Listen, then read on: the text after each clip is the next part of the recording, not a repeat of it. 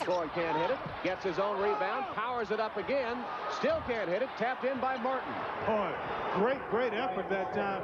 Brooklyn may have gotten away with the walk, but no call. They're letting them play inside, Tom. The big fellas on the floor have to love that. Credit the basket to Shorter and not Martin. Shorter got the tip in. He has 8 of Pitt's 12 points. That was really crashing the boards on the part of the Panthers. Big-time glass eating that time. Only thing they've done well. McCurdy's baseline jumper, no good. And Muller over the back has his first foul. Brooklyn had him blocked off. I can see now what Paul Evans was probably upset about as he applauded that particular call. He must have felt that the Ball State players have been going over the back on some other occasions.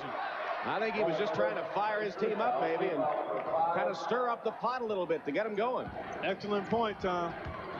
There's his record.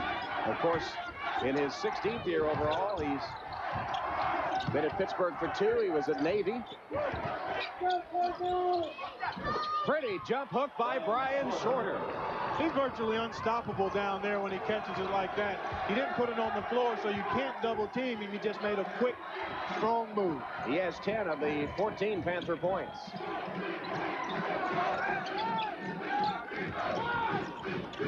Butts for 3. Miller. Oh, what a shot. Miller went down and pumped it through anyway.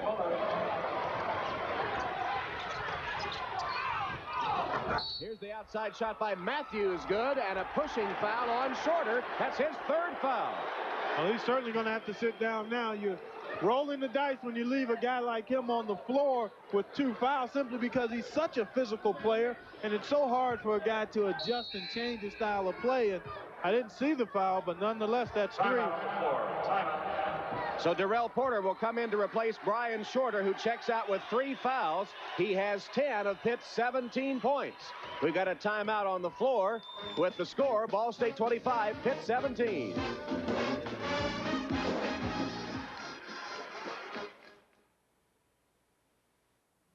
And now, some building tips from Foodland. Lay the foundation. Place structural elements. Do some interior decorating. And put a roof on it. Voila! Construct a sandwich at Foodland's Right Slice Deli. No permit necessary. Okay, Betty Crocker Cake Mix, 89 cents. Land O'Lakes Butter, $1.59. Fikes Ice Milk, buy one, get one. Tide Detergent, $1.89. Oh, and Cook Semi-Boneless Hams, 85 cents a pound. Yeah, ham it up at Foodland. The University of Pittsburgh enters its 3rd century, continuing its tradition of excellence in the liberal arts, in the professions, in the health sciences, in the natural sciences, enriching the lives of us all and the lives of generations to come. The University of Pittsburgh, our 3rd century of pioneering the future. The proceeding was paid for by Westinghouse Electric Corporation. The big difference between these 2 mounds of snow is the full-size trucks buried under them. And it's important to have the right one, because while the driver on the left has to get out of his cab and lock up both his hubs to get out, the driver of the Chevy just has to shift. So either get a new Chevy 4x4 this winter, or make friends with someone who did. The heartbeat of America, that's today's Chevy truck. So call 900-260-6301. Or would you like to see it move back to the international distance of 21 feet? If that's your choice, call 900-260-6302. Or move back to the NBA distance, 23 feet 4 inches. The number 900-260-6303. You'll be charged 60 cents a call. Ball State has hit 10 of its first 19 shots, 52%. 3-point range, they're 2 of 4, while Pitt is only 1 of 9 in 3-point shots. The follow good by Greg Miller. Everybody went to the ball. Nobody stayed on the weak side to put a body on Miller. He found smooth sailing to the glass. Matthews for 3. No good. Miller with a rebound. Pitt has hit 6 of 21 shots, under 30% for the first half. Miller. 3-pointer by Miller. He's come off the bench to score 9 points. 8:52 and counting in the first half. Ball State came out of the block smoking, and they have a 30-17 lead on Pittsburgh. Ball State hitting over 50% of their shots. They opened the game on fire, and their biggest lead has been 14 points. And Pitt has really struggled from the field, hitting less than 30%. First round action from the Hoosier Dome. The winner will meet Illinois. Sean Miller drives for the hoop, but inside a pushing foul on Paris McCurdy of Ball State. That's his second personal foul, and 6 against the Cardinals, who have the best record in Division I basketball at 28-2. Here we're going to see Paris McCurdy and Bobby Martin locked up inside, and then they both hit the deck, and the foul called on McCurdy. That could have gone either way. No, I think McCurdy, he locked his arm and did a little strong arm move. Sean Parrish returns to the Ball State lineup, replacing Paris McCurdy, who just picked up his second foul. Sean Miller of Pitt, averaging 10 a game, has been shut out so far. There's Porter. Darrell Porter gets his 4th point, and it's 30-19. Ball State has never trailed.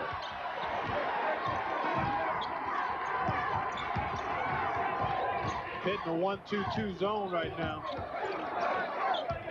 And the Cardinals back it up, recycle the offense. Bad pass, picked off by Porter, then restolen and put in by Parrish. Heads up move by Sean Parrish for his first bucket. And it's 32-19.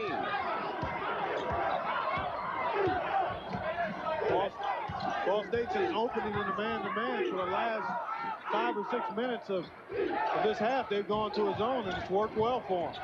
Pat Cavanaugh off the bench tries his first shot, no good, and rebounded by Parrish. Pittsburgh has just not been able to hit the basket in the first half. They have done a good job on the boards. Rick Majerus, meanwhile, has seen his team hit nearly everything they put up. Good board work is the only thing keeping Pitt in the game. Well, they've had a lot of opportunities, as you said, Tom. They just can't throw it in the basket. That's an obvious offensive goaltend there. That's right. Basket interference as Miller jammed it through. Nullify the basket and give the ball to Pitt. Well, you like his effort, though. Here's the shot. It's clearly still in the cylinder. As a matter of fact, it may have bounced in had he not touched it. 7 minutes left in the first half, 32-19. Tom Howard and Clark Kellogg from the Hoosier Dome. Porter for 3. Rebounded by Butts of Ball State. Because Pitt is having such a tough time shooting it on the perimeter, the zone really proving to be effective, because that's all that Ball State is allowing Pitt to get, perimeter shots, and they can't make them. Miller. High kick. Rebounded by Sean Miller of Pitt. Porter with a nice pass to Martin, then lost it. Last touch by Ball State. I really don't think Pittsburgh is comfortable playing this pace. They haven't gotten any fast break opportunity baskets. One of the reasons Ball State has been converting more than 50% of the time they've had the ball. Greg Miller goes to the bench, getting a great hand. He came in a reserve role and picked up 9 points and did some good board work as well. For Ball State, Rick Majerus likes to play 8, 9, even 10 people sometimes. That's Brooken with an outside shot. Rod Brooken of Pittsburgh gets on the scoreboard. Rick Majerus continues to prowl the sideline for the Ball State Cardinals. And his team has been in command of the game from the outset.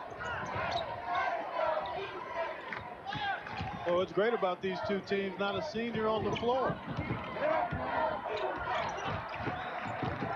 Butts. Fight for the rebound and finally picked up by Bobby Martin of Pittsburgh. Ball State Cardinals known for their defense. They only allow 61.1 points a game. They also only allow 41% field goal shooting from the opposition. Bobby Martin called for the offensive foul. That's his second. And 6 team fouls now against Paul Evans' club.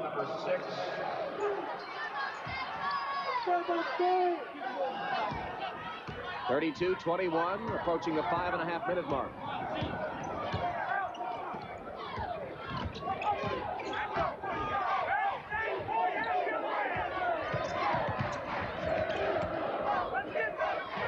Mike Spicer into the game for the Cardinals. Faked the shot but didn't take it. Spicer, 5'11" freshman from Grand Rapids, Michigan. Chases that one down and then throws a bad pass. Hit in a hurry into front court. Miller inside to Martin. Powers it up. No good. Rebounded by Parrish of Ball State, and the Cardinals have it back. Shot partially blocked on the floor and out of bounds. Which way will it go? To Ball State. Timeout on the floor. Timeout. 4 minutes, 48 seconds left in the first half. We've got a timeout. The score of Ball State 32, Pitt 21.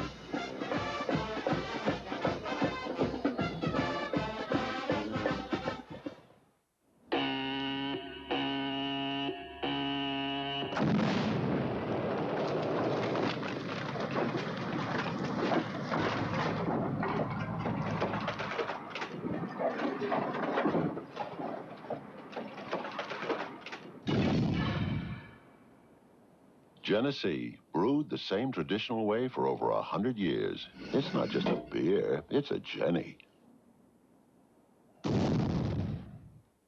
Imagine all you could imagine with one of these, the IBM Personal System 2. Get one for your school by saving Foodland register tapes. Because at Foodland, we not only believe in food for families, we believe in food for thought. Hey, am I on yet? Okay. High dry towels, 2 for $1. 7-Up, $1.09. Kraft American cheese, $1.49. Oh, and Cook semi-boneless hams, 85 cents a pound. Those two. Hey, at Foodland, do we know what you like or what? The big difference between these two mounds of snow is the full-size trucks buried under them. And it's important to have the right one, because while the driver on the left has to get out of his cab and lock up both his hubs to get out, the driver of the Chevy just has to shift. So either get a new Chevy 4x4 this winter, or make friends with someone who did. The heartbeat of America, that's today's Chevy truck. Here you're going to see two good defensive plays. Here's one by Darrell Porter. Comes up with the steal, but then Sean Parrish takes it right back and gets the deuce. Rick Majerus, boy, he's had some great lines during the couple of days here in Indianapolis. He was talking about all the Indiana fans that bought tickets to this game expecting the Hoosiers to be here, and he said, well, Bobby Knight and I both have red sweaters. Just have them imagine that Bobby gained a little weight and lost most of his hair. They can cheer for us. Hey, that last shot of Majerus worth 1,000 words. He's into the game. He's kind of a no-frills coach. Here's the shooting so far, 31% for Pittsburgh. Ball State's cooled off a little at 50%. This telecast presented by authority of the NCAA. Any use of the program without written consent is prohibited. The announcers for this program approved and contracted by NCAA Productions. Kidd with a miss, and Pitt with a chance to cut into that 11-point lead. That's not really Curtis Kidd's shot. He needs to operate in the paint a little more. They left Matthews wide open, and he drains a three. Well, you can't leave this guy open from behind that arc. Nobody went to the ball. Everybody deserted the basketball. Matthews hits nearly 48% of his three-point shots. And hit a Big East record 52% of three-point shots in league play. Well, I really think that line ought to be moved back to the international distance. Are you going to call to register your vote in the NCAA? No, I just told whoever's watching. Kidd got free but missed the shot. Porter has the rebound. Pitt now trying to gain some momentum before halftime. Well, you look at this game. Ball State is clearly dominated. It's only an 8-point game. Traveling call on Matthews. That'll give it back to the Cardinals. And Shorter, their leading scorer and rebounder, on the bench with 3 fouls.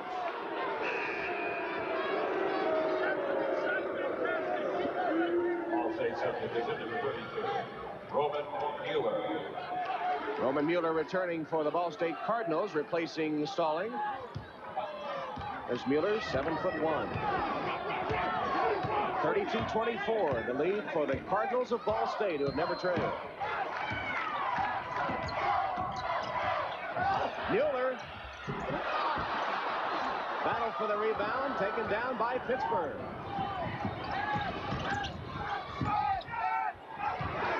Matthews, baseline drive. Mueller rejects it, got him on the arm.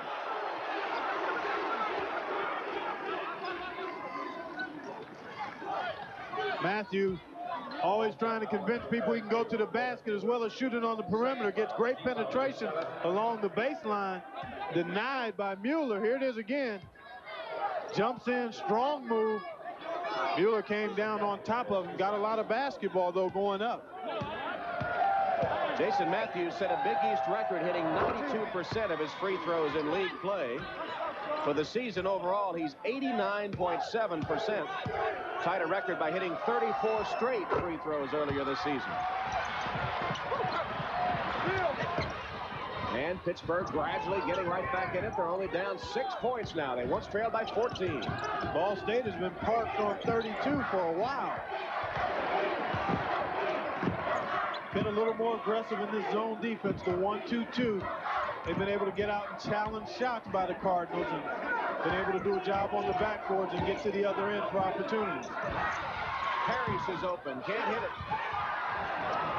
Rebounded by Pittsburgh, and the Panthers from Matthews, three-pointer. Jason Matthews now has 10 points. And we've got a timeout. Ball State takes a timeout. The clock is continuing to run. They finally stopped it. It ran a good 20, 30 seconds. Maybe not that much, but it was running way after the timeout had been called. And I guess they'll go fix that. Well, 32-29. It was just a matter of time before the fifth shot started to drop. In the meantime, Ball State is in a cold spell. They really have, and you have to give Pitt a lot of credit for going to that 1-2-2, really forced to because of the foul situation, and it's worked well for them. But the biggest thing for Pitt is that they've been able to knock down some perimeter shots. Jason Matthews has hit a couple, and that's kind of got them going at the defensive end as well. It has been Jason Matthews that has led the comeback for the Panthers. He has 8 points from the field and 2 for 2 at the free throw line. And his 10 points in the game matched the total of Brian Shorter, who exited earlier in the half with 3 fouls. So often this game can feed on itself. Pitt hit a couple of shots and then they're more aggressive defensively. They get more aggressive defensively and they hit a couple of shots. So it goes hand in hand, and right now they're back in it.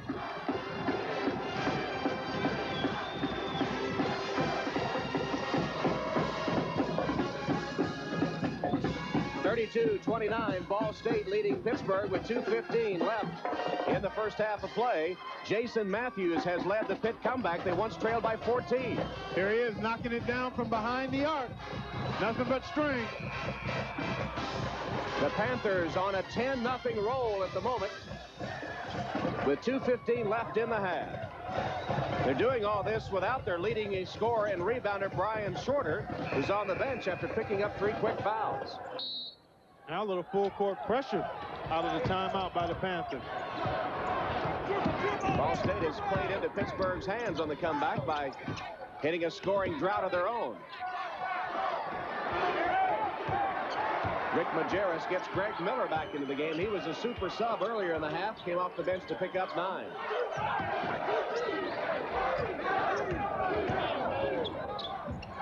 Under the 2-minute mark of the half. Cardinals have to look to probe the seams with this 1-2-2. Fox had to alter his shot and missed it. Then a rebounding foul. It's going to be on Curtis Kidd of Ball State, his second.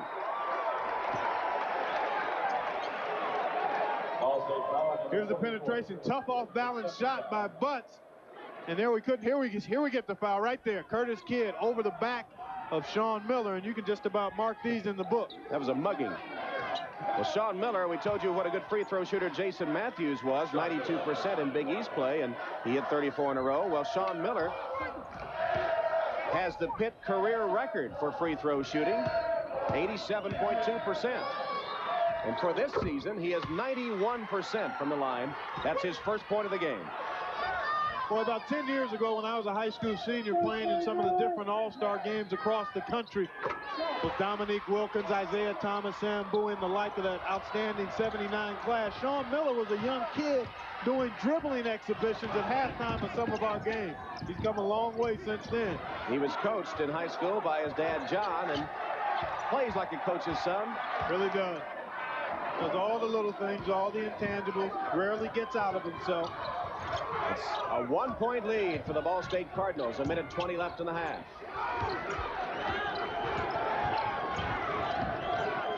Miller looking inside where McCurdy is posting up. Can't get it to him. Instead, it'll be Curtis Kidd with a 15-footer. You have to display a little patience in attacking the zone. Crack those things either with dribble or pass penetration, and then be ready to knock down the 12 to 15-foot shot when it's available. 34-31 Ball State. 52 seconds left. Brookins drives to the hoop and charges. Rod Brookin with his first foul. That's a player control foul, so Paul Evans and the Panthers give it up to Ball State with 46 seconds left on the clock. And imagine they'll hold it here for the final shot, leading by 3. I'd be surprised if they didn't exhaust this clock trying to get the last shot. Maybe try to get back a little of the momentum they've lost over the last 6 minutes of this first half. Ball State began the first 5 minutes of the game by hitting about 67%. At one time, it opened up a 14-point lead. Pitt closed it to 1 a few moments ago, and now with time ticking away, it's a 34-31 advantage for Ball State. They'll hold it for the final shot. You see the clock at 10 seconds. Look to get into their set right now. Butts for 3. Yes! 1 second left. Matthews can't get a shot away. So Ball State weathers a mini drought. They get a 3-pointer from Butts right before halftime. And at the intermission, the score, Ball State 37, Pittsburgh 31. We'll be back after this message and a word from your local station. This is an NCAA Productions telecast. I keep reading stories in the newspaper about people whose lives are ruined or ended by too much drinking or by taking drugs. Lots of times these people say their friends got them started with alcohol or other drugs. I always thought that friends are people who like you. Why would someone who likes you help ruin your life? Is that the kind of person you want to know or want to be? Real friends don't give people drugs. This message furnished by the big difference between these two mounds of snow is the full-size trucks buried under them. And it's important to have the right one, because while the driver on the left has to get out of his cab and lock up both his hubs to get out, the driver of the Chevy just has to shift. So either get a new Chevy 4x4 this winter, or make friends with someone who did. The heartbeat of America, that's today's Chevy truck. Raised in the working-class neighborhood of Greenfield, he worked his way through Pitt, delivering mail and helping out part-time in his parents' store. Frank Lucchino entered politics as a young reformer fighting for change, and in a stunning upset was elected to the city council. And as county controller, he's continued his fight for reform, spearheading the Alcosan investigation, which cracked down on abuse at the city-county sewer authority. He's modernized the budget, and his audits have saved taxpayers $20 million. Most of all, he's never forgotten that in Pittsburgh neighborhoods, reform alone isn't enough for a father who doesn't have a job. From fighting to help steelworkers purchase their mills and keep them open, to setting up a job retraining program that has brought hope for 7,000 displaced workers, Frank Lucchino has been a leader in building our economic future. From the living rooms to the boardrooms, from the steel mills to the Golden Triangle, he has the know-how, the skill, the energy to keep Pittsburgh first. For Mayor, Frank Lucchino. 30 37-31, Ball State leading Pittsburgh at halftime. First round NCAA action at the Hoosier Dome in Indianapolis. Well, Clark, it looked like we were headed for a blowout there as Ball State opened up 14 points, but Jason Matthews began to hit from the outside, and hitting those outside shots was all that Pitt lacked. They had been boarding real well, and Matthews got them back in the game. Well, they just needed to knock down some perimeter shots because Ball State was really encouraging the perimeter shot, sagging off in their man-to-man, sagging off in the zone. Matthews got hot, and that also helped them do a better job defensively. They got a little more active, a little more aggressive. And Paul Evans has to be pointing out to his team that they've done this without their leading scorer, their best inside player, Brian Shorter, who can come back now in the second half, though he does have 3 fouls. Well, it's going to be tough. When you're an inside player and you like to be aggressive inside on the glass, it's really tough when you get hampered with the fouls. It'll be interesting to see how Brian Shorter handles playing with 3 fouls. What about Ball State now? They have to have proven something to themselves in the first half that they can play with a team, a Big East team like Pitt. They proved that right out of the starting blocks. Well, they got off to a great start. I think that three-pointer was a huge three-pointer because they had lost some momentum. They had been on 32 for a while, ended up going ahead by 6 at the break with that big three-pointer. So they feel a little bit better than they did going into the half prior to that big shot. Ball State offensively has shown us a pretty good inside-outside attack, haven't they? They really have. They've got good perimeter shooting, and also they've been able to get it inside effectively. All right, at halftime, Ball State leading Pittsburgh 37-31. And we'll be back with more halftime activities after these messages.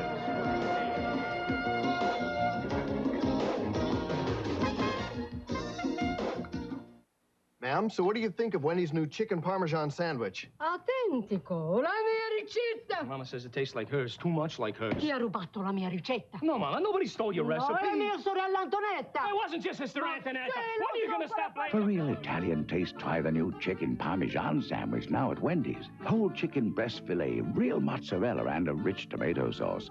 It's here now, but only for a limited time. When are you going to put it to rest? She didn't sell your recipe to nobody, Mama.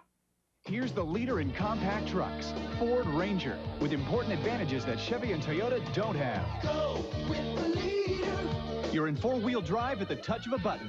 Only Ranger 4x4 gives you this advanced system, standard. Go with the leader. And Ranger beats Chevy S10 in standard horsepower and torque.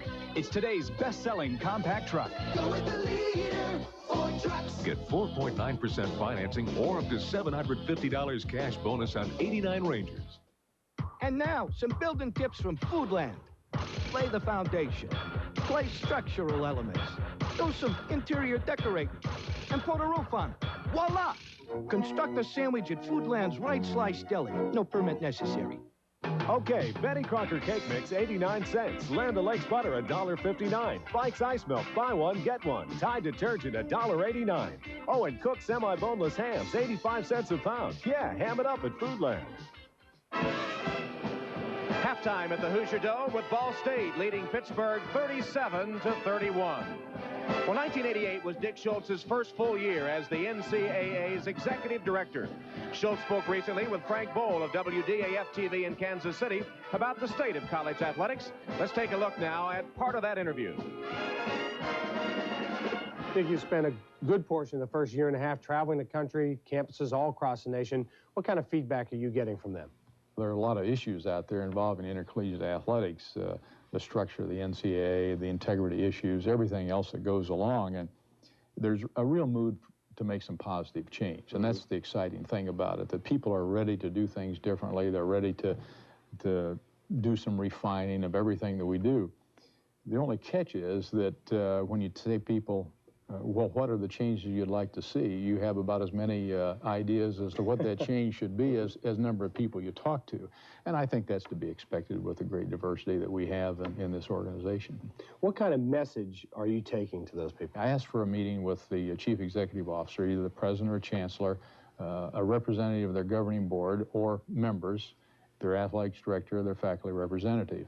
And the message that I'm bringing them is that the NCAA has tried for years to legislate integrity, and that's not possible. Our rules will help, but if we're going to have complete integrity, it starts right here. It's your institution, and we need a commitment to integrity from the governing board to the chancellor or president to the athletic directors to the coaches, and that we can solve that problem very quickly if we can get each individual institution to make that commitment. We've been hearing now a lot about the rules and regulations of the NCAA being broken. Is cheating more prevalent now than before? Well, first of all, the public perception is that everybody cheats, and that's not the case. And I think because of the rash of penalties that came down in December and early January, the impression is that we have more serious problems today than we've ever had. Actually, the converse is true. Our enforcement staff is up to full force, and they've been making a major effort to clean up investigations. All the penalties that you have seen in the last 60 days are things that were under investigation for at least the last 3 years. They don't represent what's going on in college athletics today. There's been a lot of talk about perhaps banning beer ads in future telecasts of NCAA championship events. Where does that stand right now? Actually, we've never said that we were going to ban them, but we said we were going to take a look at it, and this is not a new topic. We've been concerned about this for a number of years, and even in past negotiations, there's been attempts and successful attempts to reduce the amount of beer commercials that are contained. Right now, in our current contract, which runs through the 1990 Final Four, there is a maximum of 90 seconds per hour allowed for beer commercials. We would hope that we can reduce that number. We'd like to eventually be able to eliminate them or at least reduce them to moderation or educational type announcements. We're very concerned about the message that might be going out to young people. Beer is not an illegal drug if it's used by people of legal drinking age, but it becomes an illegal drug for those who are not of drinking age. And the bare facts are that about 1/3 of the college students now are below the legal drinking age, and thousands of high school students and junior high school students and younger that watch our telecasts are. And we're really concerned about sending out mixed messages. Dick Schultz of the NCAA, and time permitting, we'll see more of that interview later in this telecast. Halftime, Ball State leading Pitt by 6. We'll be right back with more halftime activities after these words from your local station.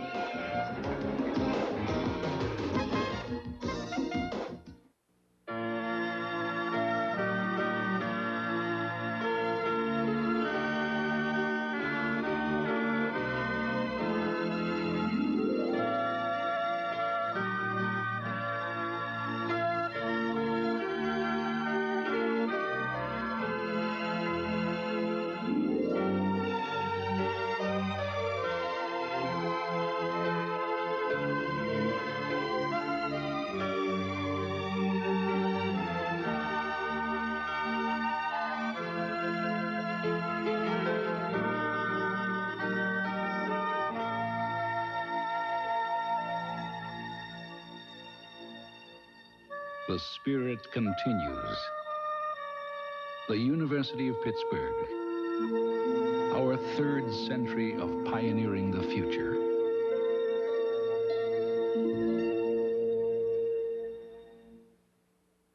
The proceeding was paid for by Westinghouse Electric Corporation.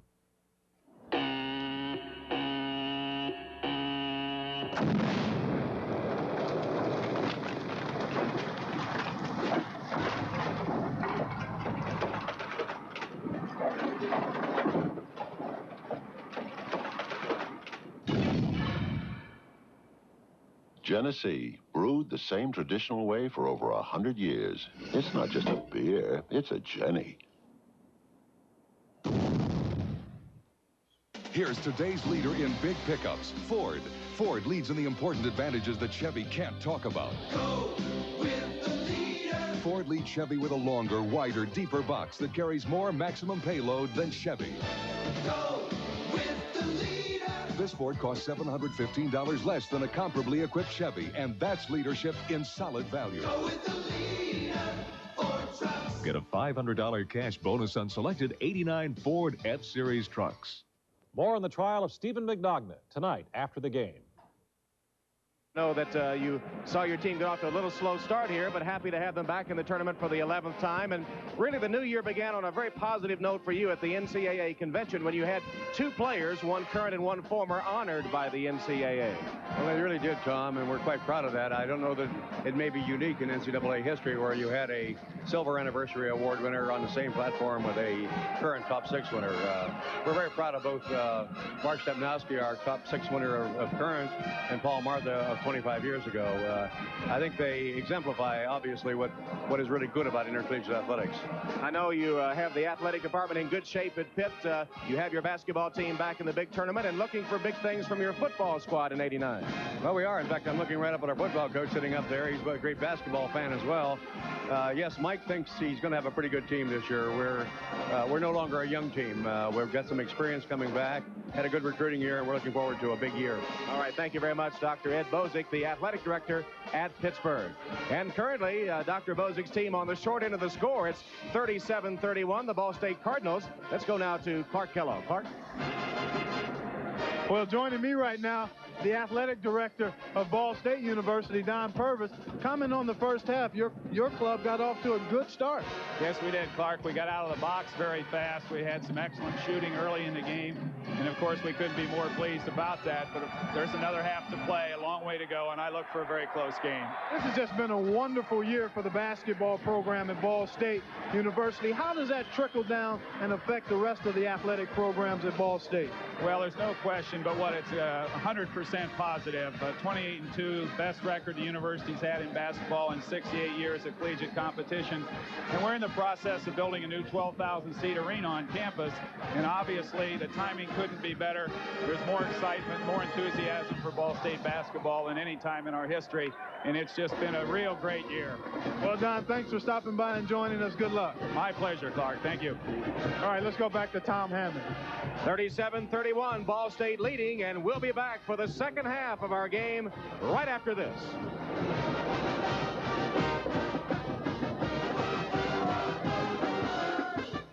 One reason I chose Ohio Wesleyan was that I knew I wanted to play intercollegiate athletics. And Ohio Wesleyan, as well as the other schools in the Old Ohio Conference, have a strong tradition of making opportunities available for those students who do want to participate in intercollegiate athletics. Being part of a team has the kind of mutual self-sacrifices, the commitment to a common goal, and the need to communicate that prepare a student for a lot of different things later in life. I think one of the most important lessons I learned from playing soccer was that to win, you had to prepare. And as a team, we understood that we had to train, we had to practice, we had to set a game plan and stick to it. And that being prepared was often the difference on game day. And I think that preparing to win has a lot of application off the athletic field. This message furnished by the NCAA. It's the 1989 NCAA Basketball Championship. Brought to you by Rawling Sporting Goods, maker of the official ball for NCAA Basketball Championships. By Pizza Hut, official corporate sponsor of the NCAA. And by the new generation of Oldsmobile. Step into the future now at your Oldsmobile dealer.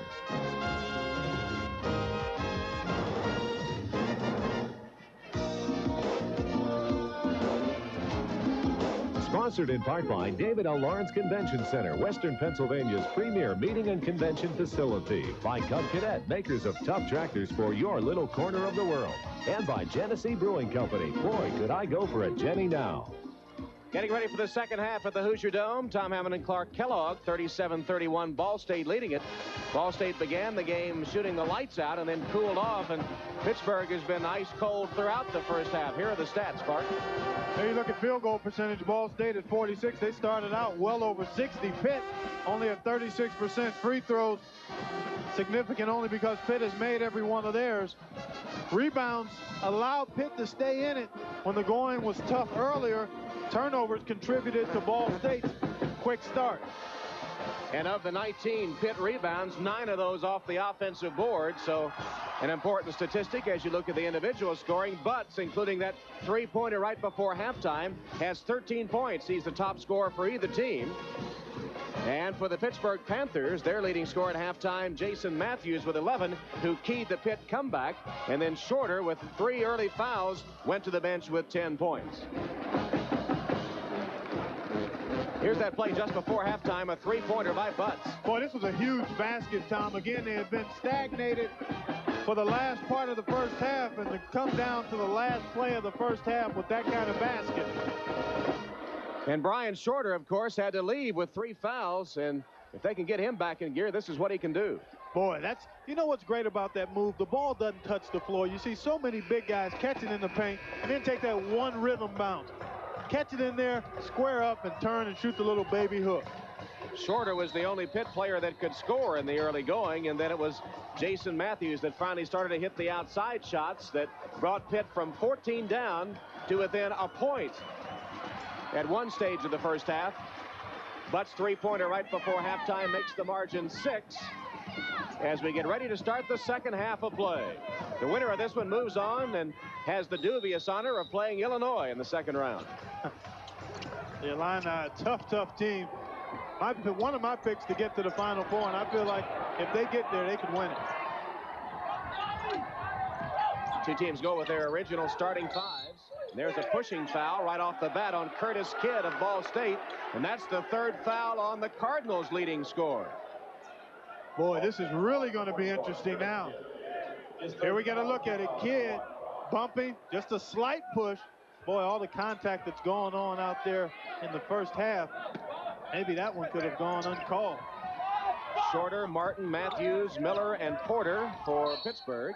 McCurdy, Parrish, Kidd, Butts, and Nichols for Ball State.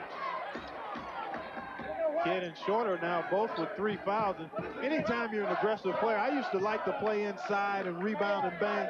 3 fouls really put a damper on you wanting to be aggressive. Does that sort of stick in the back of your mind and cut down on your action a little? Most certainly.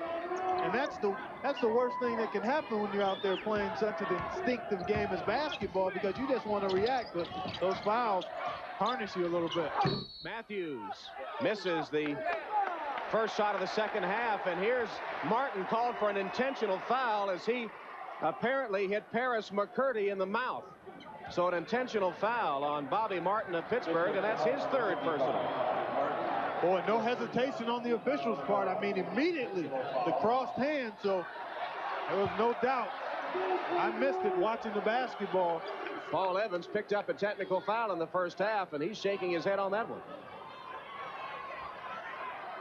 Harris McCurdy will go to the free throw line for the first time tonight. He, along with Curtis Kidd, transfers from Arkansas Little Rock, a team that lost in a first-round game here to Louisville today. They played in the '86 NCAA tournament with the Trojans. Curdy misses both free throws. He's normally a 72% shooter at the line. Check out, watch the right side. Here it is. Boy, he's got a claw hold on it. Got a stranglehold, doesn't he? That was the foul call intentionally, so Ball State with the basketball, but McCurdy missed both free throws. Well, something else must have happened after what we saw in the replay, because McCurdy was holding his mouth after that foul call.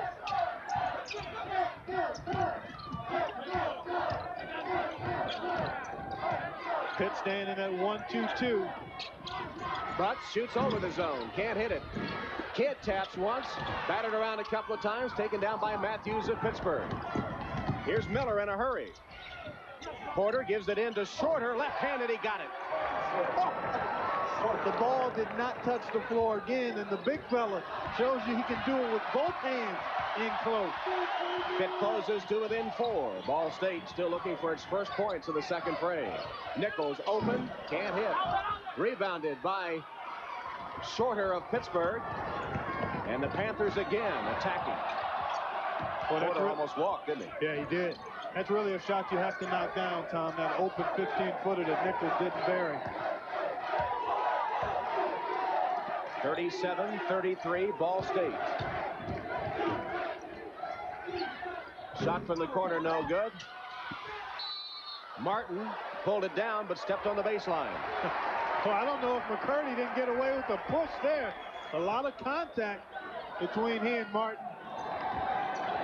Final from the Southeast region, Virginia beats Providence by 3.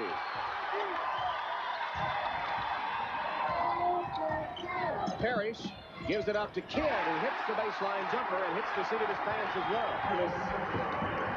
6 points for Curtis Kidd, who averages 14 a game, Ball State's leading scorer. Shorter goes to work. No call. Rebounded by Ball State. Kidd with a rebound. Nice job by Ball State to converge on Shorter when he got it that time. Harris gets free and lays it in. They went to sleep on him. Let him walk right along the baseline. Anytime a player can get penetration along the baseline, something good is gonna happen. Ball State back out by 8 points. Miller pulls up on the baseline, still hasn't scored a field goal.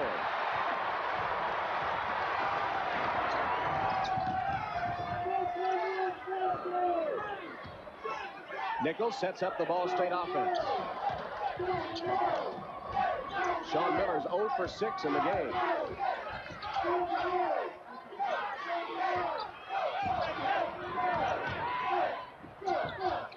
Follow-away jumper McCurdy, no good. Rebounded by Matthews. Strong rebound by Bobby Martin. Shorter made a nice catch and then is fouled as he goes up. Paris McCurdy has his third.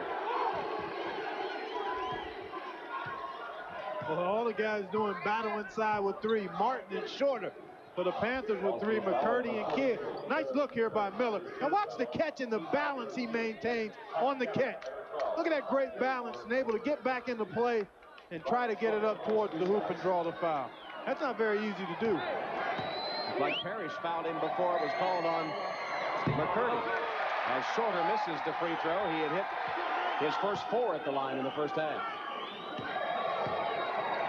Opposition 48 casualty, but came back to be the Big East Rookie of the Year this season. Actually, his stats were the finest of any newcomer in Big East history. And the all-Big East team and has made it a 7-point game.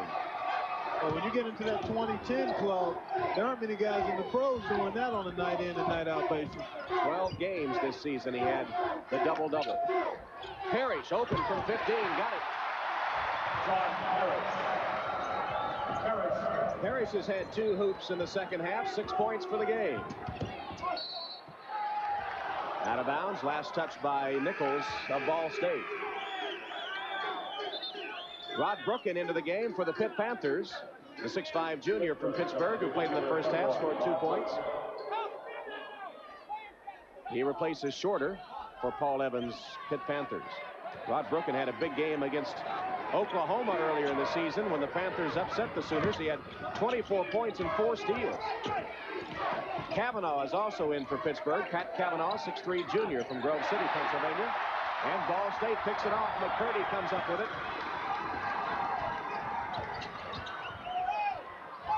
Boy, this Ball State team really does a nice job of executing. They don't always knock down the shots, but they do a real fine job of keeping the floor spread, executing, and defensively, they really help each other out a lot. Defensively, you said it. They've allowed only 2 players all season to score 20 points or more against them. That is an amazing stat. When I saw that, I almost couldn't believe it. Parrish, baseline again. Second time he's done that.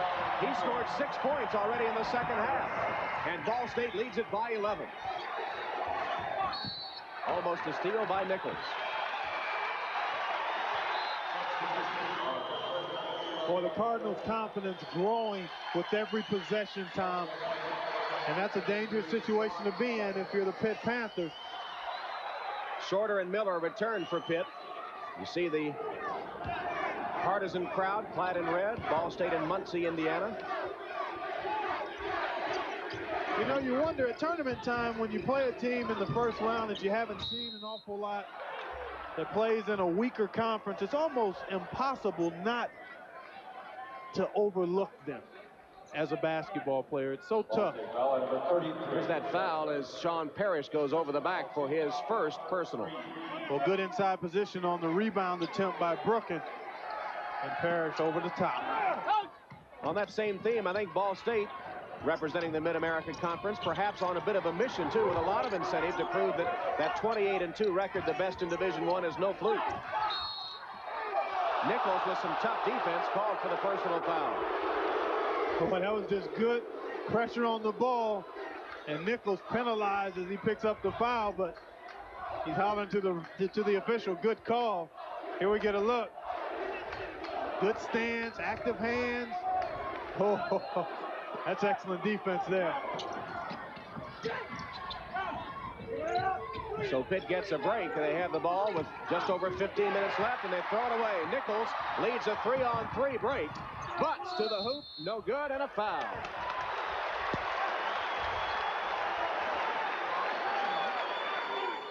If it's Shorter, it'll be number 4. It is Brian Shorter with his 4th foul. Coming right at you.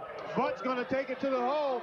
Probably recognized that was Shorter and put him in a position where the official has to make the call. And Shorter going to have to sit down for a while. Brian Shorter, Pitt's leading scorer and rebounder, picks up his 4th foul with 15:08 left. Pitt has to be careful here not to let it get away from them. Again, Ball State, the confidence growing with each possession. They feel good about themselves. They had a lot of confidence in themselves coming in here, but that confidence they had now is just compounded because of the way they played. Billy Butts, who is the most valuable player in the Mid-American Tournament, misses 2. Attempted save is no good by Ball State's Curtis Kidd. And in the second half, Ball State is 0 for 4 at the free throw line. Normally a 72% shooting team. They lead it by 11, though, after 5 minutes of the second half.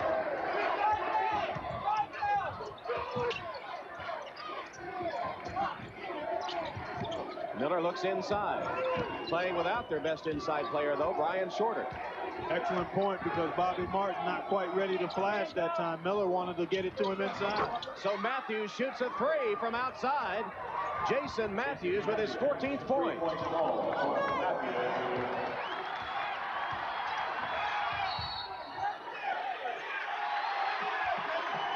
There's a foul call as Paris McCurdy went to the floor, and foul called on Pittsburgh. It's whistled against Darrell Porter, his 2nd foul. 14.5 minutes to play. We've got a timeout on the floor with the score Ball State 45, Pittsburgh 37.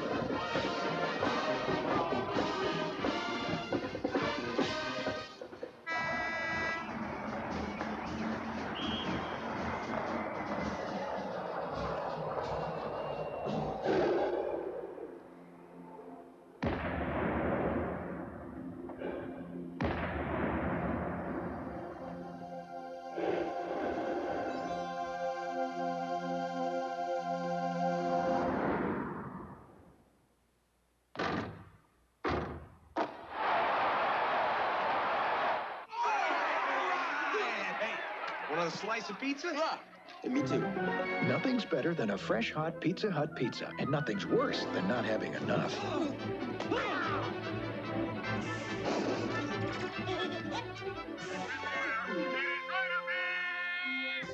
With loads of your favorite toppings and 2 layers of cheese, one's never enough. Ready for the second pizza? Pizza Hut, making it great. This new Olds Cutlass Calais International Series reminds me of me. It just won't quit. Fact is, I'm so revved on the new style and features, no way am I coming in. That quad 4 engine really cooks. My dad and granddad would love it. This is not your father's Oldsmobile. It sure suits me and Betty Joe. This is the new generation of Olds. How about the president's on the phone? Heck, try it. Well, this is why coaches harp on not allowing people to get baseline penetration. Sean Parrish walks right around Bobby Martin. No weak side help. Whatever help was supposed to get there got there late, and Parrish got the easy basket. 45-37. Ball State hitting 48%, 19 of 40. Pitt continuing to struggle, 12 of 35, 34%. Although Pitt is out rebounding Ball State 24-17. Pitt has gone to a man-to-man defense now. There's the shooting percentages. Pitt cold again in the second half at 29%. Brooken rebounds the Ball State miss. Here's Porter all the way, dishes it off to Matthews. Off-balance shot, but Porter got it down. A little jackknife move inside by Porter. It wasn't pretty, but it worked.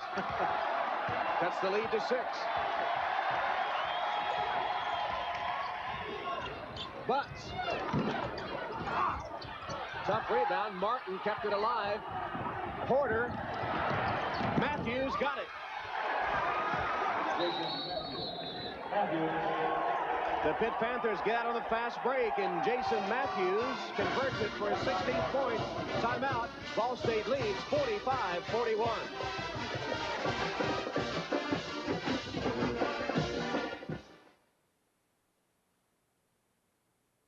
Want a perfect location for your next meeting or special event? A reasonable cost, great catering by a fine host, and quality service for your group of 10 or 1,000? Look to the David L. Lawrence Convention Center. Hold a meeting, a wedding, luncheon, banquet, or conference. Next time you want a really special meeting or event, call the Convention Center at 565-6000. The David L. Lawrence Convention Center, Pittsburgh's perfect meeting place.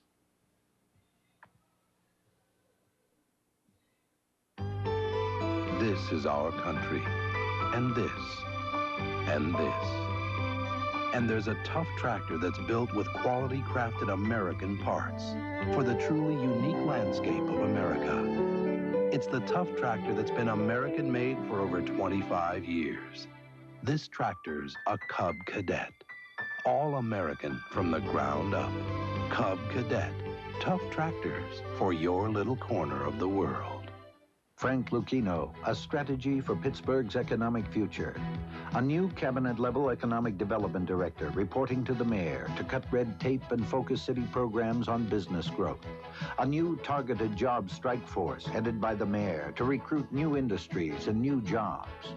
Move away from the wage tax so we can improve the business climate and stop penalizing workers and their families for living in Pittsburgh. To keep Pittsburgh first, Frank Lucchino. Your opinion about the three-point line. Would you like to see the three-point line remain the same, 19 feet 9 inches? Then call 900-260-6301. Would you like to see it move back to the international distance, 21 feet? The number 900-260-6302. Or move back to the NBA distance, 23 feet 4 inches. The number 900-260-6303. It'll cost you 60 cents a call. Matthews with a baseline jump shot. Well, the full-court pressure resulted in a basket for the Panthers, and they're going right back to it. It's a two-point game. Ball State leads by 2. They beat the pressure and then throw it away. Miller couldn't chase it down, and Pitt will get it back on the Cardinal turnover. Rick Majerus, the Ball State coach, Paul Evans of Pittsburgh. Evans has gotten his team right back into it. Roman Mueller, the 7'1" junior, is in for Ball State, giving Curtis Kidd a rest. Well, the key to this turnaround has been Pitt getting out of that zone and going into a man-to-man in the half-court defense, and then a little full-court pressure here that's really caught Ball State off guard. Bad pass stolen by Ball State. Spicer's got it for the Cardinals. Or excuse me, it was Stalling with the steal. And Ball State sets it up. Butts whips it inside. McCurney bounced out. Rebounded by Brooken. Here come the Panthers with a chance to tie. Inside to Martin. And a foul on Miller of Ball State. Well, I wonder if they're going to let this hoop go. They called the foul. Here we're going to get a look at it. Nice look here by Porter to Martin, who got behind the pack right there. And now, oh, I think they got that under the rim. Good no call. Here we get another angle. Martin. That's a legitimate play. Good block, no goaltend. Bobby Martin at the line for the first time tonight. Martin's been in double figures 19 games, but has only 3 this evening. Had a big game against Georgetown, 16 points, 11 rebounds, and finished as the 6th leading Big East rebounder on the year. Averaged 12 points and 7 rebounds. Martin sang the national anthem before 2 Pittsburgh games this season, Toledo and Georgetown, and they won them both. Personal performance, Bobby Martin. 45-45, 12:35 on the clock. The first tie score since 0-0. Traveling call on Butts of Ball State, and the Panthers will have a chance to take their first lead. Now Ball State, they've been on the lead. They've been the rabbit in this game. They've been out front the whole way. Now we'll have to see if Pitt can take the lead, how Ball State reacts to that. Scott Nichols back on the floor for the Cardinals of Ball State. Here's Sean Miller directing the Panther attack.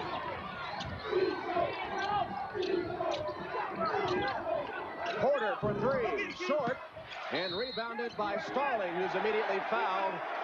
The foul on Jason Matthews of Pittsburgh.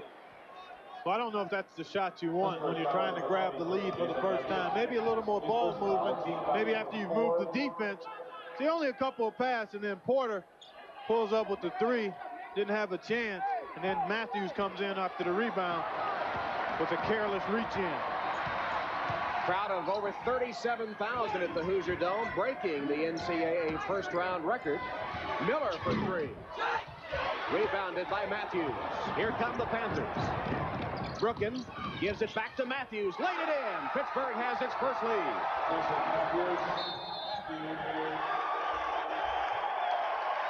And Ball State will call a timeout. The Pittsburgh Panthers, down by 14 in the first half, have clawed their way back.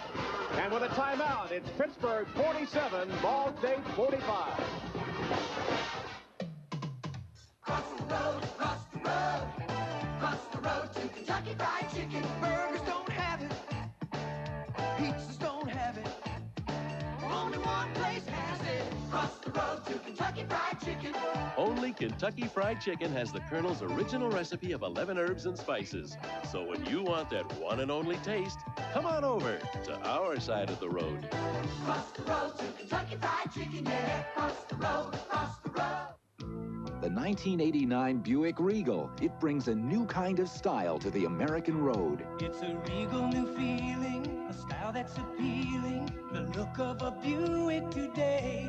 The great American road was made for Regal. It's a Regal new style, the pride and the smile. It's the road that Regal commands. Oh, the great American road belongs to Buick. Imagine all you could imagine with one of these, the IBM Personal System 2. Get one for your school by saving Foodland register tapes. Because at Foodland, we not only believe in food for families, we believe in food for thought.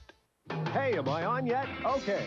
High Dry Towels, 2 for $1. 7-Up, $1.09. Kraft American Cheese, $1.49. Oh, and Cook Semi-Boneless Hams, 85 cents a pound. Those two. Hey, at Foodland, do we know what you like or what?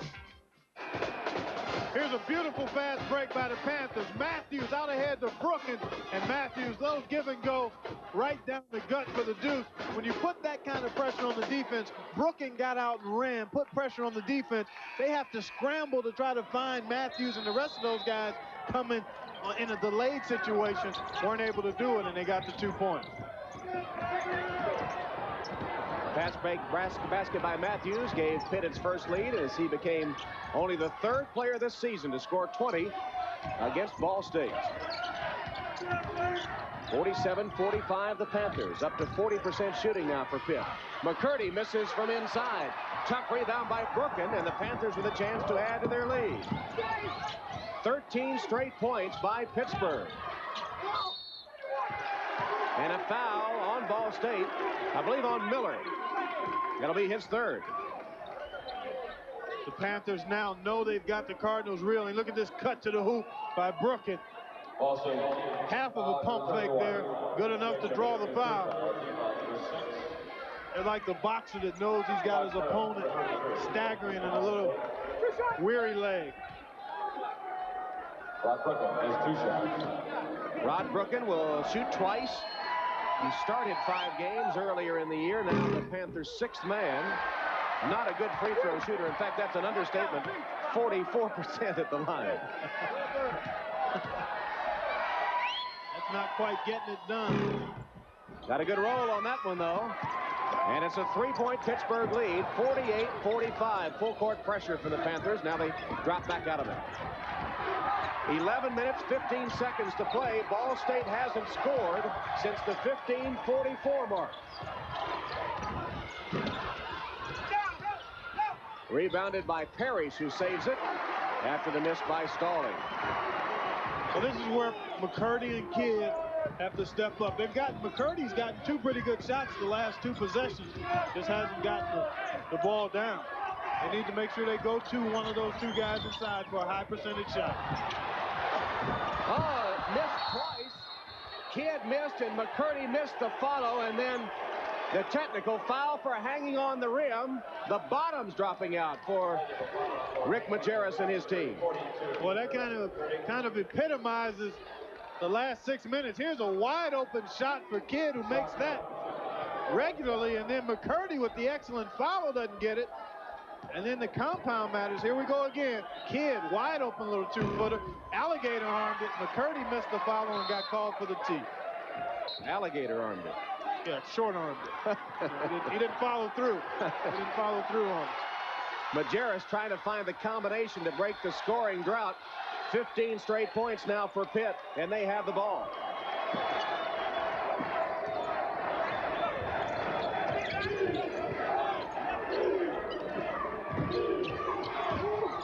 Porter cut off by Parrish.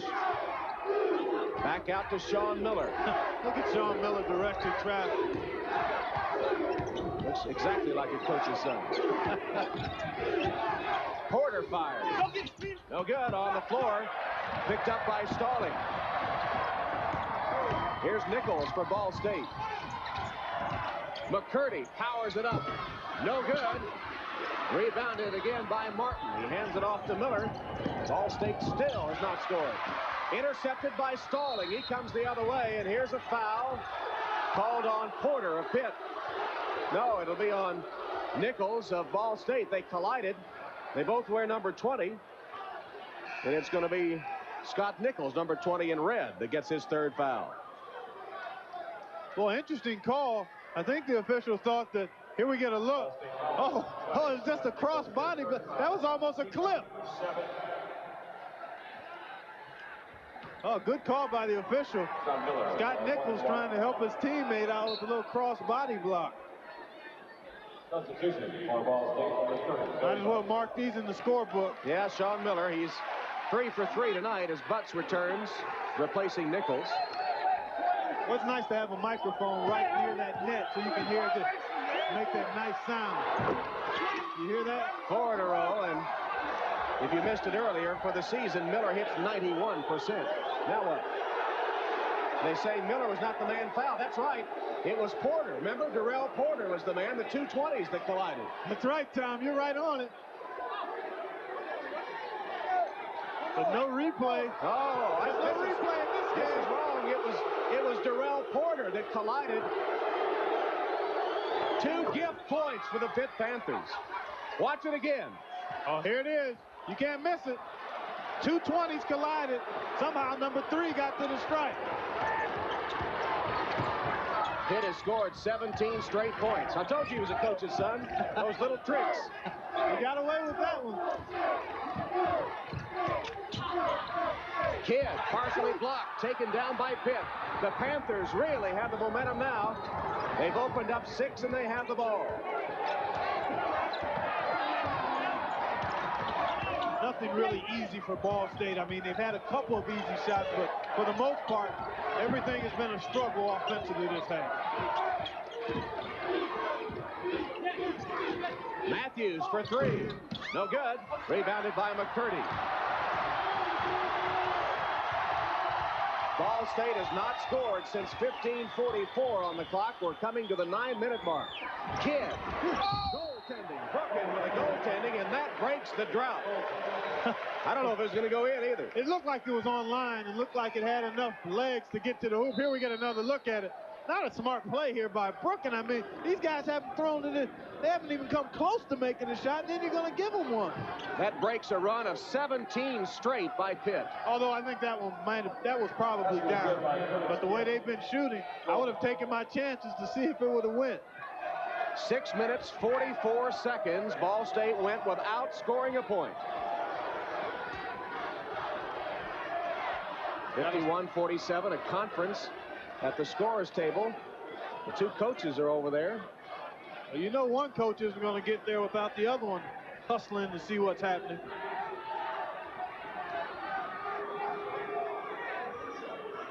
It's hard for us to know what. Yeah, we frankly don't know what's going on. We have no clue as we're on the other side of the floor. We do know that Pitt got away with one a while ago with the wrong man at the free throw line and a 91% shooter at that.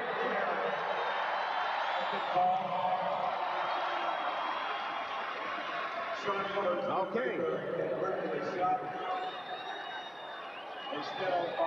Well, here's the collision between Porter and Nichols. And now they've corrected the error. It is a correctable error. So they're going to wipe the 2 free throws by Miller off the board and send Darrell Porter to the line. The beauty of the instant replay. It could be academic if Porter sinks them, but hey, that's a heck of a call by the officials to admit that mistake and then retrace it. But all for naught is the result the same. 9 minutes left, 51-47 the score. Just give Porter the 2 points instead of Miller. Now that we've corrected the error, Pitt's ball. We start the countdown from 9 minutes. Has that ever happened in a game that you? I don't think so. That could be a first. I don't know how long we played before they corrected it, but a while. Boy, Ball State has really gone cold in the second half. Boy, 28%. That's frigid. That's similar to what Pitt began the game with.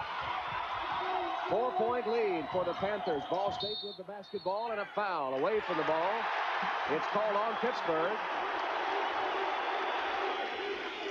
You know what? We've got a game that's very much to Ball State's liking right now. It's kind of turning into a slow down, ugly, defensive affair. And here's the foul on Rod Brookett battling Paris McCurdy inside. Brookett went for the takedown, couldn't get it, was whistled for his second personal. Looked like a big-time wrestling match. He walked. McCurdy did indeed shuffle his feet, Clark, and the Cardinals turn it over. See, when you've missed a couple of good shots in there, you get a little anxious the next time you touch the ball. McCurdy has had maybe 3 or 4 good high-percentage shots that he normally makes in there. That time a little in too much of a hurry.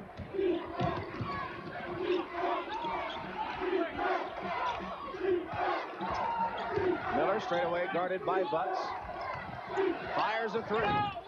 Sean Miller with his first field goal of the game. And it's a 3-pointer. He hits over 40% from 3-point range. Timing is everything. 7-point lead is Pitt's biggest. Pittsburgh in the midst of a 20-2 run on Ball State.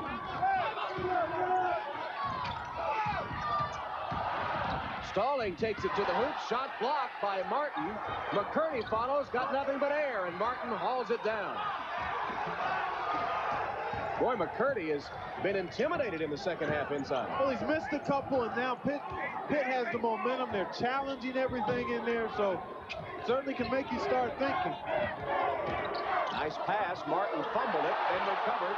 Couldn't score. Rebounded by Parrish of Ball State. Butts into front court for the Cardinals. You see the time approaching 7 minutes. Panthers by 7. Boy, Butts has been quiet. Foul, Matthews. It's amazing to consider that Pittsburgh has done this without their leading scorer and rebounder, Brian Shorter, who's been in foul trouble throughout the game. It really is when you figure he's worth 20 points and 10 boards a night. But they've really gotten it from Matthews. He's provided the offensive spark. 20 points for Matthews. Shows you the versatility of this Pitt team. And they're all sophomores, most of them. And some big wins this year. Beat Syracuse, Oklahoma, Seton Hall, Georgetown.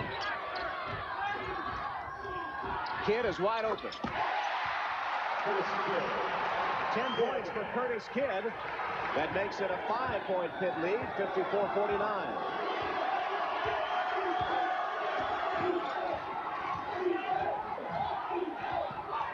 Porter lobs it to Brookin, and he's fouled. Foul on Keith Stalling of Ball State. Boy, Brookin, he's had to battle a weight problem, but he's got active live legs. Here he goes up and gets it, and then bounces right back up quickly. That's a nice play by Brookin inside. Brookin 6'5", 230, but leads the team in steals. we told you earlier, a poor free throw shooter. You saw the numbers.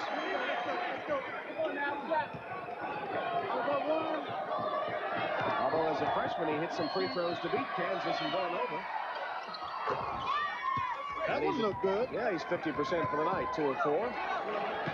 And it's a 6-point Pitt lead, 55-49.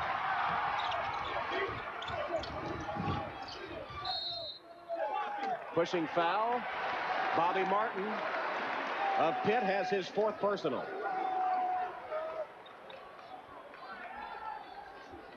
Well, both teams over the limit now, so this very well could become a free throw shooting contest.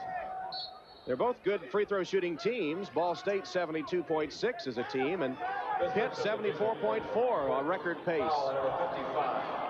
And Shorter, 0-0, back on the court, replacing Martin. And he's adept at drawing fouls, so I wouldn't be surprised to see Pitt come down, throw him in the paint, try to get it in there and see if he can draw fouls and get people in more foul trouble. Curtis Kidd, like McCurdy, transferred from Arkansas Little Rock. In fact, he was the Trojans' #1 scorer as a sophomore, averaging 15 points a game. Had some disciplinary action against him. He left and came to Ball State. As a sophomore at Little Rock, he had double figures in 27 games. He was a first-team Trans-America Conference performer, all Trans-America Conference. And now as a first-team All-MAC performer for the Cardinals. He has 11 on the night. It's a 5-point Pitt lead, 55-50. Coming to the 6-minute point.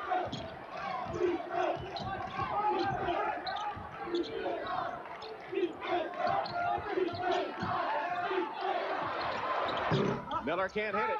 High kicking rebound, mistimed by Ball State. Then Brooken has it stolen away by McCurdy. Cardinals set it up, trailing by 5. Bad pass off the knee of Kidd. And Ball State turns it over.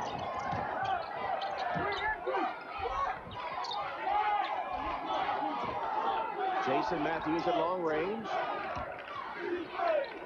And the Panthers in no hurry with a 5-point lead.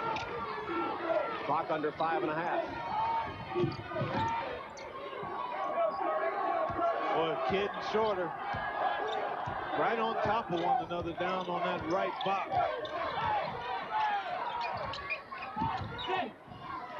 You see the game clock, the shot clock at 9. Brooken fumbles it out of bounds. So Pitt works the shot clock down to 8 seconds and then turns it over. Didn't even get an attempt at the basket. Here's the bounce pass. Brooken doesn't get it, doesn't come up with it, but look at him go after the ball. That's laying it out there between the lines, folks. 5 minutes left in the game. Pittsburgh by 5.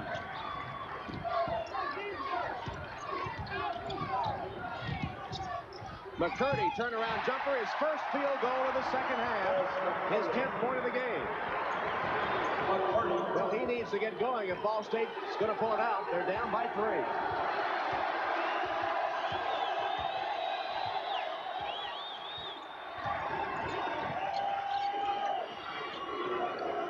Boy, if I'm Pitt, you've got to figure out a way to try to isolate Shorter and dump it down in there and let him go to work. Miller fakes but doesn't shoot. Cross court, Matthews drives baseline. Pulls up with a shot, no good. Missed everything. McCurdy has the rebound for Ball State. Not a good decision that time by Matthews. In traffic, didn't have anything good. 4 minutes to play. Inside McCurdy, double team, scores anyway. 1-point game, 55-54 Pitt. And Pittsburgh calls a timeout. 3:47 to play. Timeout with a score, Pittsburgh 55, Ball State 54.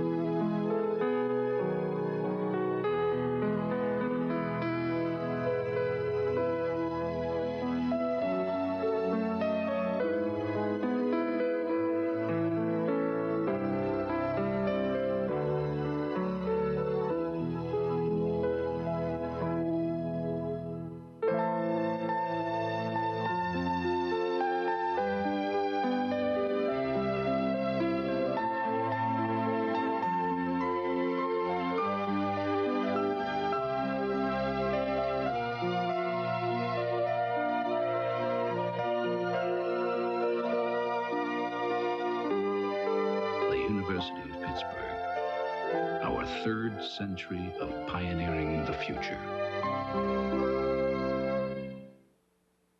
The proceeding was paid for by Westinghouse Electric Corporation. Here are some tough reasons why a Cub Cadet is built to last. It starts with a farm tractor-style transmission, powered directly by a twin cast-iron cylinder engine, supported by a pivoting cast-iron front axle. Add Cub Cadet's rugged durability, and you've got a garden tractor with raw power.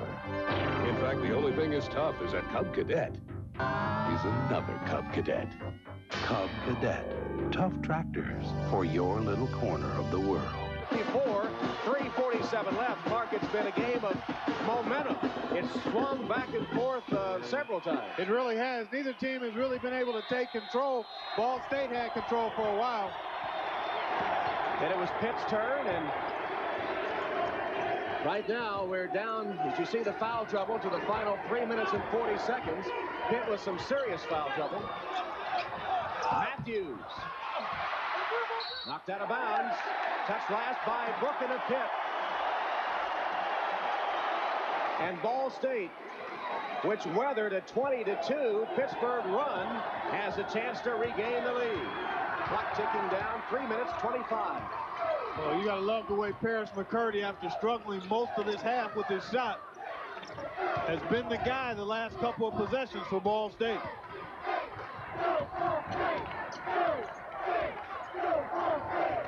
Stalling gives it up to Butts.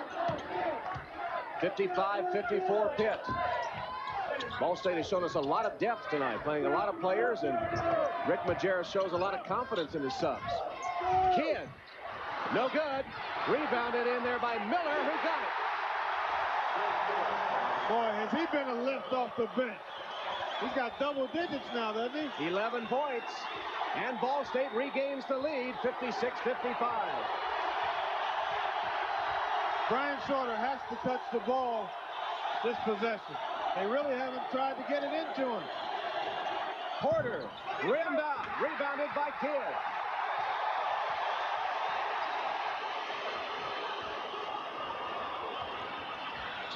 Well, 2 minutes and 20 seconds, excuse me, Clark. They're going to use some clock. And a foul on Brooken of Pittsburgh.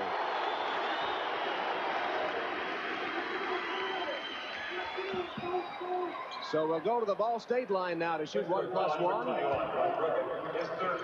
Paul Evans, what swings of emotion he's had tonight. Started off down by 14, came back led by 7. Now trailing again by 1 as Brooken sits down with McCurdy at the line where he's 0 for 2. Clanked, but went through. Well, he wants the ball. I mean, he's come up with a couple of big baskets after really being cold most of the half. And now it's game on the line time, and he's coming through. Rolled it in off the front of the rim again. He has 14 points. It's 58-55, Ball State by 3. Let me see if Pitt can throw it in the shoulder. Just once. Let him touch it.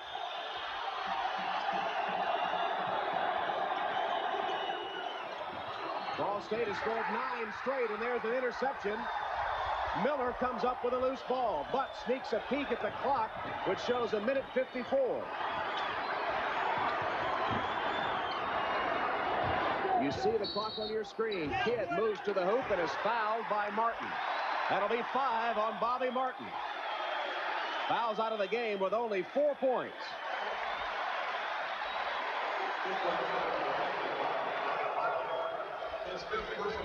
Martin averages 12 points a game and was held to only 4 tonight. He exits with 1:47 to play. He can't believe it. He's in shock. He must have thought they whistled it on somebody else. So Martin reluctantly leaves the court. As you watch what put him out of the game. Here's a nice move by Kidd. There's a little push. Reach in by Matthews, but Martin pushed on the drive. That's an empty feeling to have to leave a tight ball game. Any ball game when you foul out, but especially NCAA first round game and late in a close ball game to have to walk off and dry off. Clark, do you think the comeback by Pitt that enabled them to come from 14 down to regain the lead and then start to draw away took a lot out of them so that they're coming up empty here at the end? I really don't think that was the case, Tom. They did it methodically. They really only got a few transition baskets. They exerted themselves a little more at the defensive end. They pressured a little bit full court. And I really don't think that's been the problem. Ball State has come up with good, sticky defense, and Paris McCurdy has come through with some big baskets for him. Brooken comes in to replace Martin as Kidd sights the free throw and connects. He has 12 points.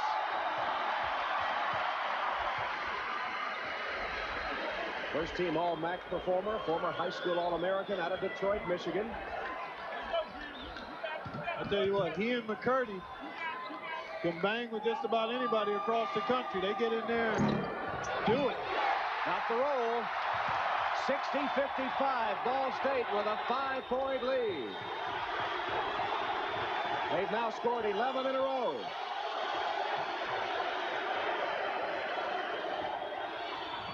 Brooken hits a three-pointer. And Pittsburgh stops the clock with a timeout. Rod Brooken, three-point shot, makes it 60-58. Ball State leading by 2.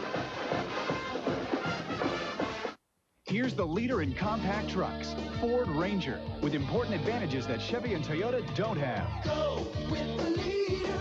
You're in four-wheel drive at the touch of a button.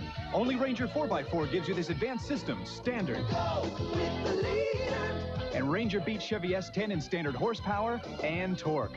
It's today's best-selling compact truck. Go with the leader. Ford trucks. Get 4.9% financing or up to $750 cash bonus on 89 Rangers.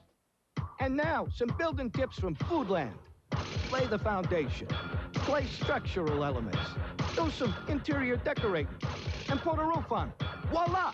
Construct a sandwich at Foodland's Right Slice Deli. No permit necessary.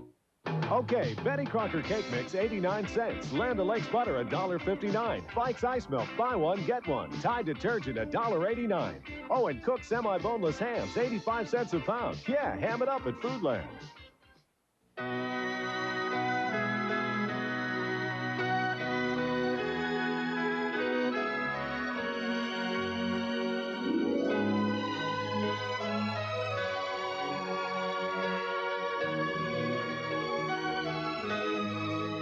The spirit continues. The University of Pittsburgh, our third century of pioneering the future.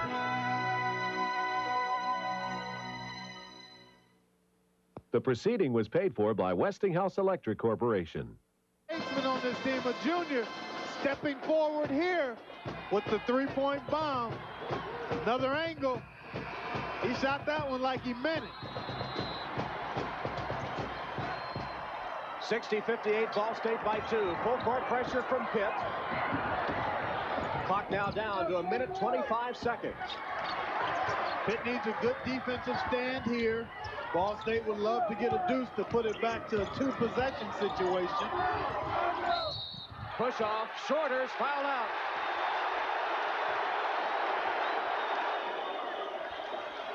Brian Shorter, Pitt's leading scorer and leading rebounder, has been in foul trouble the entire game, and he'll leave for good with 1:15 left. Now it gets interesting. Here we get a look at the foul. Oh, yeah, he had the right arm in Kidd's face. He leaves with 13 points. To be honest, though, Clark, Pitt played better with Shorter on the sideline. Well, they made the big run, the 20-2 spurt, when they got on top without Shorter. But certainly you're much better off with a player of his caliber on the floor. To this point, only 7 players have seen action for Pitt. The 8th will be Gilbert Johnson, who comes in to replace Brian Shorter. Johnson, number 42 in white, is a 6'8 junior from Conway, South Carolina. Averages only 1 point a game. Curtis Kidd at the free throw line. He'll shoot 1+1. Ball State leads it by 2. 1:15 on the clock. Kidd just 9/10 shy of his average, and now right on it with his 14th for the night.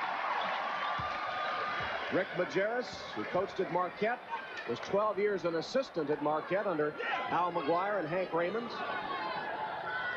Been a year as an assistant with the Milwaukee Bucks under Don Nelson. And you see a lot of Nelson's tendencies in terms of how they try to play defense at Ball State with the sluffing, helping man-to-man, and they do it well. One timeout apiece remaining. Clutch free throws by Kidd put Ball State up by 4. Brooken, cross court. Shot on its way from Porter. Short. Fumbled out of bounds. Butts hit it last. Pitt gets another chance.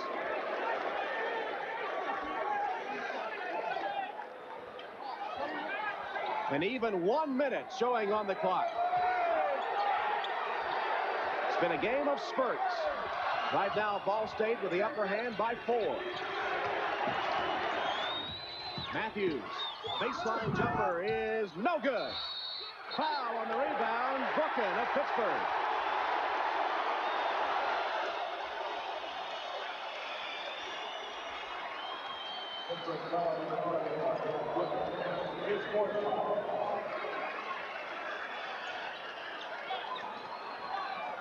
That's the 4th personal foul on Rod Brooken with 51 seconds remaining. It'll be Paris McCurdy at the Ball State free throw line, where he's had mixed success, 2 of 4. He stood tall, though, over the last couple of minutes of this game. With the 2 transfers, McCurdy and Kidd are hitting the clutch free throws for the Ball State Cardinals. And McCurdy, early in the half, seemed to be intimidated inside.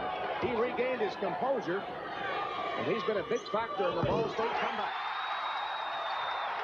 6-point lead. Ball State 64, Pittsburgh 58. Panthers need a 3. Brooken got it off the glass. 64-61, Ball State, and a foul. 1+1, Jason Matthews, his 3rd.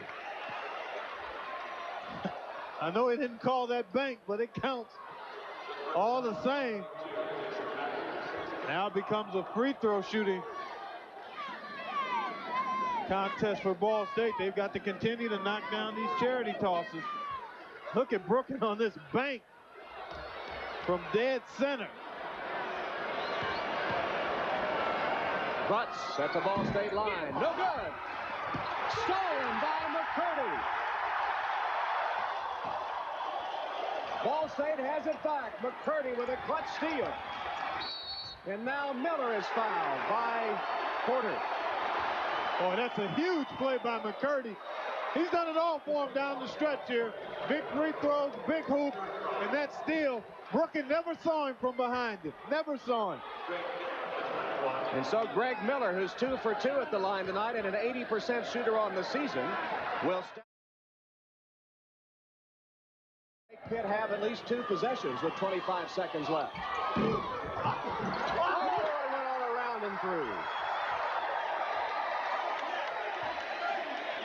He used it all. Rick says he had it all away. He's been rather calm over there, other than calling some very good timeouts when things were slowly getting out of hand. Miller has scored off the bench 13 points for Ball State. They lead it by 5. Oh, through the legs of Gilbert Johnson like a wicket. And Pittsburgh turns it over. Ball State fans start the celebration. 19 seconds left. Ball State by 5. There's the foul. Matthews, number 4, and will walk to the Ball State free throw line. Boy, have they hit the free throws down the stretch. That's when you want to get it done. The last 2 minutes. You know, when Pitt had that run 20-2 on Ball State, the Cardinals could have packed it in, but they didn't lose their composure. Well, this is a good group of kids. They really believe in themselves. They like playing with one another. And they really want to prove that this 28-2 mark coming into tonight's game, it isn't anything to take lightly. Out of bounds to Pitt. Butts is the only man that hasn't been able to hit at the free throw line. He's missed 2 in a row there now. Down the stretch of the game. Matthews for 3. Yes! And a timeout, Pittsburgh. 9 seconds left. These Panthers won't go away. Brooken and Matthews with 3-pointers. It is a 66-64 Ball State lead. Just a 2-point game. We'll be back.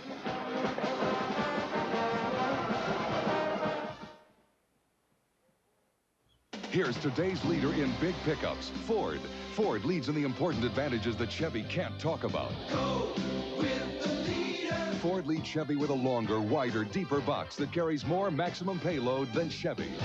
Go with the leader. This Ford costs $715 less than a comparably equipped Chevy, and that's leadership in solid value. Go with the leader.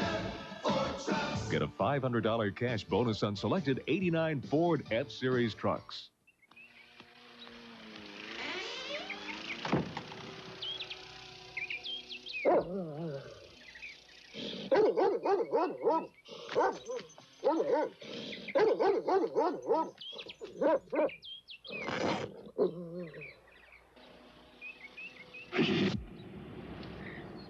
Smooth, cold-aged Genesee. It's not just a beer, it's a Jenny. Want a perfect location for your next meeting or special event? A reasonable cost, great catering by a fine host, and quality service for your group of 10 or 1,000? Look to the David L. Lawrence Convention Center. Hold a meeting, a wedding, luncheon, banquet, or conference. Next time you want a really special meeting or event, call the Convention Center at 565-6000. The David L. Lawrence Convention Center, Pittsburgh's perfect meeting place.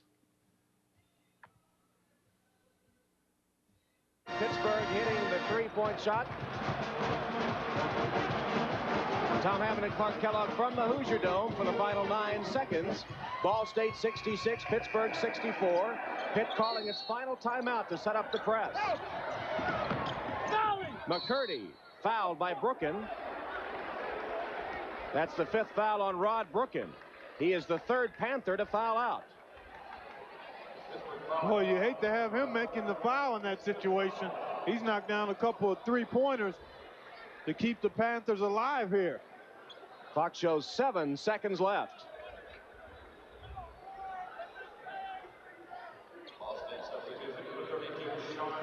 Rick Majerus saw his team sprint to an early 14-point lead.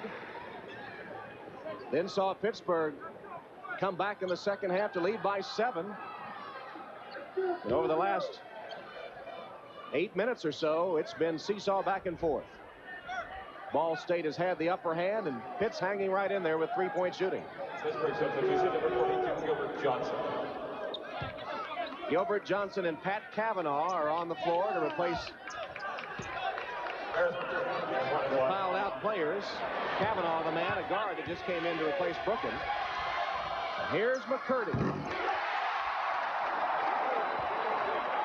One of the heroes for the Ball State Cardinals, Paris McCurdy, has now hit 5 free throws in a row after missing his first 2.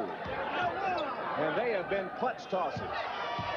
This one would cause 2 possessions for Pittsburgh, and he got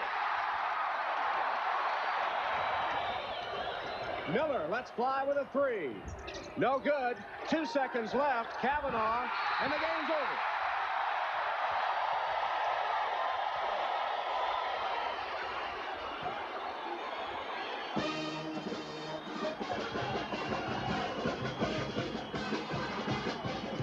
The Ball State Cardinals and coach Rick Majerus, with Division I's best record now 29-2, hang on to beat Pittsburgh 68-64, and they'll move to the second round to face Illinois. Boy, that's a good feeling. Oh, it's a great feeling for them.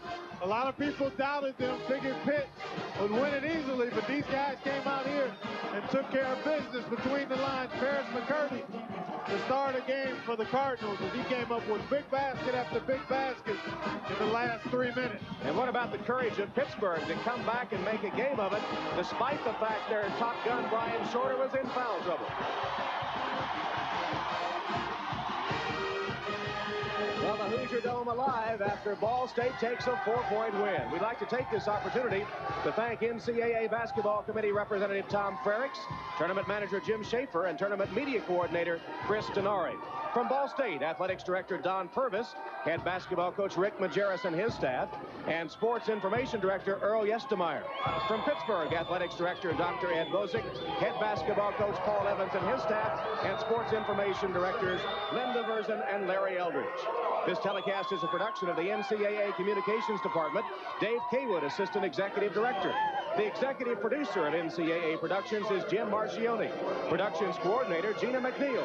This game produced by Bill Spiegel and directed by Lou Ranoni. So for Clark Kellogg, this is Tom Hammond saying so long from the Hoosier Dome in Indianapolis. Once again, the final score, Ball State 68, Pittsburgh 64. This has been an NCAA Productions telecast.